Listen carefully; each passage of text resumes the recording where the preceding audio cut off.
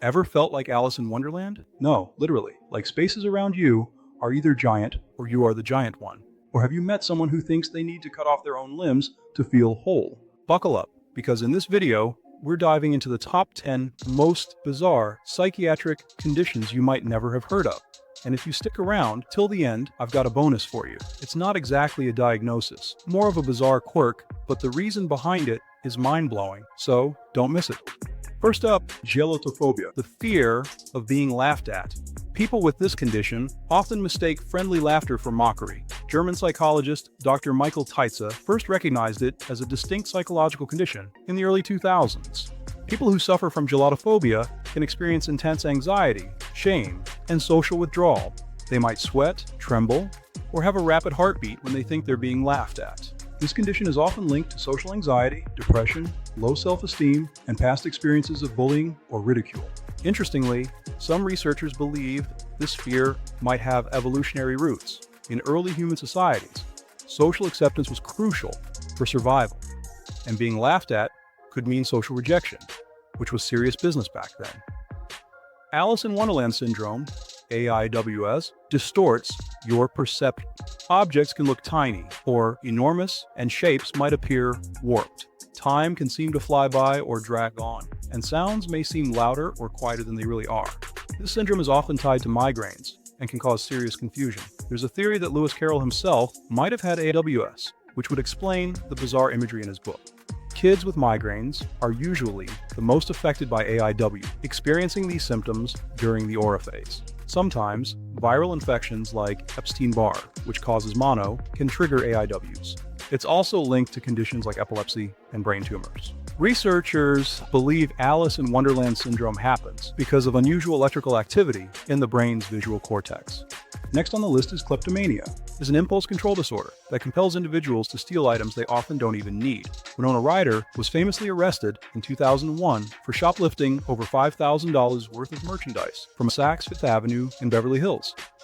During her trial, her defense claimed she was suffering from depression and anxiety, which could be associated with kleptomania. Another example is Hedy Lamarr, the legendary actress and inventor, who was reportedly arrested for shoplifting in 1966 and again in 1991. These incidents were speculated to be linked to kleptomania, although she was not formally diagnosed with the disorder.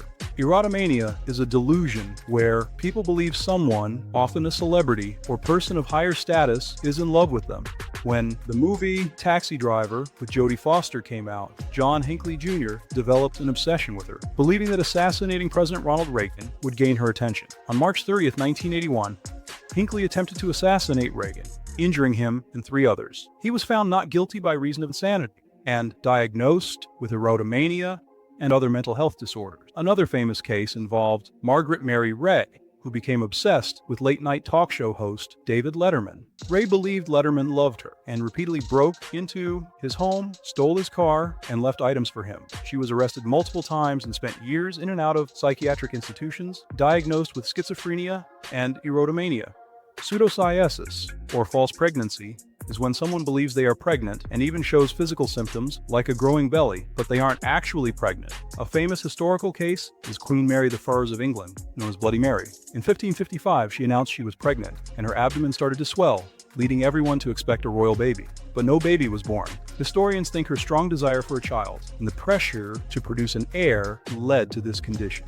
In more recent times, there were rumors in the early 2000s that singer Mariah Carey might have experienced pseudocyesis. While she never confirmed this, tabloids speculated that her intense desire for children and public pressure could have triggered a false pregnancy. The next delusion is very rare, and it is boanthropy. That's when a person believes they are a cow or an ox. People with this disorder might start acting like these animals, walking on all fours, eating grass, mooing, and even hanging out with actual cows. A famous example is the story of King Nebuchadnezzar from the Bible. He supposedly lived like an animal for 7 years, as a punishment, which some think might have been boanthropy. This condition often shows up alongside other mental health issues, like schizophrenia and bipolar disorder. Some theories suggest that hypnosis, intense dreams, or cultural influences could trigger this belief.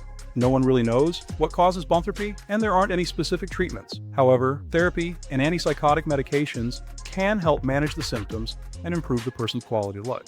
Apotemnophilia, or body integrity identity disorder, BIID, is a rare condition where people feel like they need to amputate a healthy limb because it doesn't feel like it belongs to them. Take David Openshaw, for example. He's a successful businessman from the UK who shared his experience with BID. He always felt like his right leg below the knee wasn't supposed to be there. This feeling was so strong that he decided to have the leg amputated in Asia, where the rules about such surgeries are less strict. His story got a lot of media attention and spurred heated debates about the ethics of performing these types of surgeries.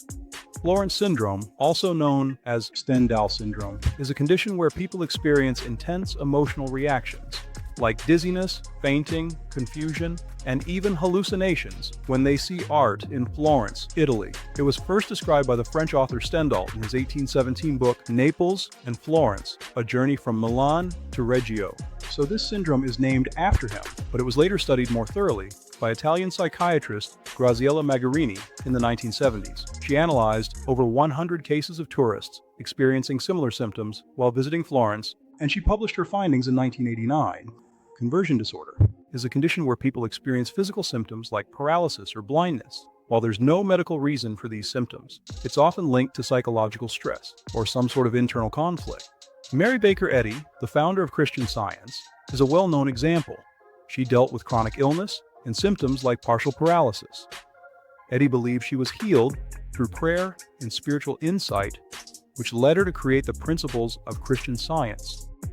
Ekbom's syndrome, or delusional parasitosis, is a mental health condition where people believe they are infested with bugs or parasites even though there's no medical proof of any infestation. This belief can make them scratch and pick their skin so much that they cause serious harm to themselves. One famous example is Jay Traver, an entomologist at the University of Massachusetts. She wrote detailed reports about what she thought were mite infestations on her own body. Later, it turned out she was actually experiencing delusional parasitosis. It's pretty ironic that a scientist who studies insects fell into this trap. This last one isn't exactly a mental illness or a condition, but more of a psychological quirk called l'appel du vide, or the call of the void. It's that sudden, strange urge you get to jump off a high place, even though you have no intention of harming yourself. Surprisingly, this feeling is pretty common and has been studied quite a bit. One study by Dr. Jennifer Hames at Florida State University looked into this and called it the high place phenomenon, HPP. They surveyed 431 college students and found that over half of those who had never had suicidal thoughts had felt this urge at least once. The idea is that this might be your brain's weird way of keeping you safe by making you think about the worst possible outcome for a split second to reinforce your survival instinct. Another study found that people with higher anxiety levels are more likely to feel this urge. This suggests that the call of the void might be more about being extra sensitive to internal signals, rather than actually wanting to jump. Some psychologists think it's a mix-up in our brain's safety mechanisms. When you stand near a ledge, your brain might trigger a response to pull back, which you then misinterpret as wanting to jump. French philosopher Jean-Paul Sartre saw it as an existential moment that highlights human freedom and the choice between life and death. So, while it sounds a bit alarming, it's just one of those odd things our brains do. What other bizarre mental conditions do you know about? Let me know in the comments. Thanks for watching.